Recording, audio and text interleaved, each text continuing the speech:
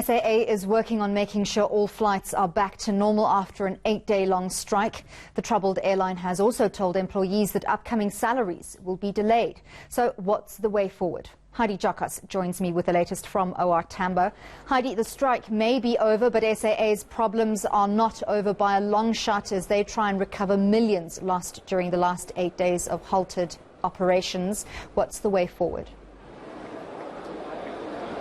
Exactly, Annalie, and I think that's such a key question to try and find out what is going on with the flight schedule. Are all domestic flights back in the air? Are all regional flights back in the air? And when will SAA staff be getting paid, given the fact that they issued a notice out to say that they are going to have their salaries be paid late, and that's going to be delayed? To get more clarity on all of this, we are joined by SAA spokesperson Heidi. Heidi, thank you so much for your time. We appreciate it on this Saturday morning.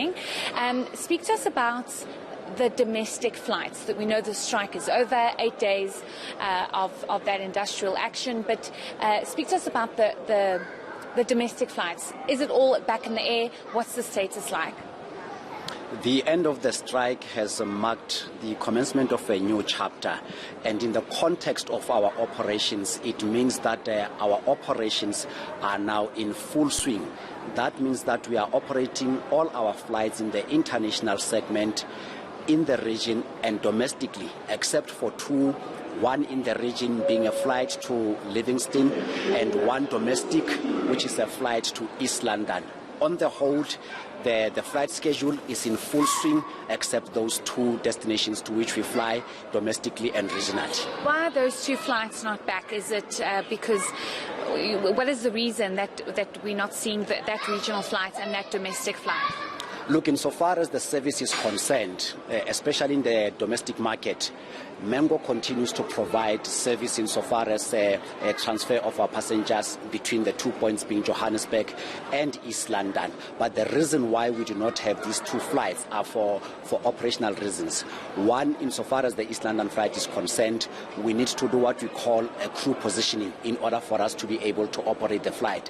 When there was an industrial action, all our crew, because Johannesburg is our base, all our crew was stationed here in Johannesburg. So in order for us to be able to provide that service, we need to position the aircraft and the crew in order to reinstate the service. What it means is that as of tomorrow, East London will be operating.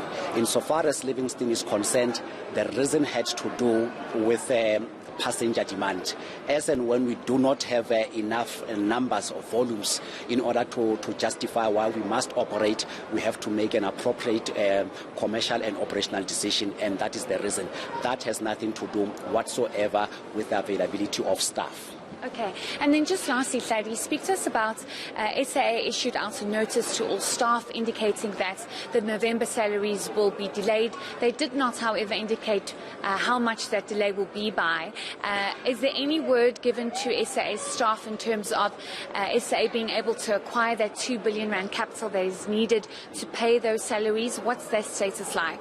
Indeed, that is the case, and a communique was issued to all employees indicating that the payment of their salaries will be delayed. In other words, they will not get their salaries, those who get salary, on the 25th and on the 27th.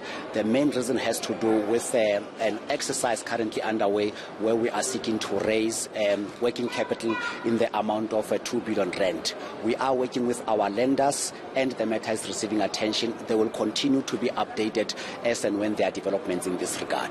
Is there any word from government in terms of trying to get assistance from them? We understand that Public Enterprises Minister earlier this week did indicate that SOEs need to stop being so reliant on government fiscus, but this seems to be a dire situation, and given the fact that there was industrial action, SAA was, it was going through a lot, if I could put it that way, and now you have a situation where you don't have that 2 billion rand capital that's needed. Is there any sense or idea that government could possibly assist in this regard? This is a matter which the shareholder is very aware of, and we are working jointly with the shareholder in our efforts to reach out to the lenders in order to secure the 2 billion that we need in the form of working capital, which will also assist us in paying the salaries. We are also aware that the shareholder is having engagements with a number of other stakeholders.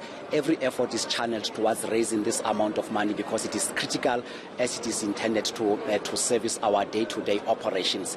It also further explains the position that was there on the table initially when we had wage negotiations, where we indicated that we were putting an offer of a 0% salary increase on the table because of the dire financial situation that the airline faces. So we are where we are now, but we are working jointly with the shareholder in order to raise the 2 billion that we need.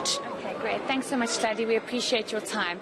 So there you have it, Annelie. I just think it's important to note how SAA has managed to get all domestic flights back in there except one, which is to East London, and one regional flight is still not back, but that's got to do with passenger demand.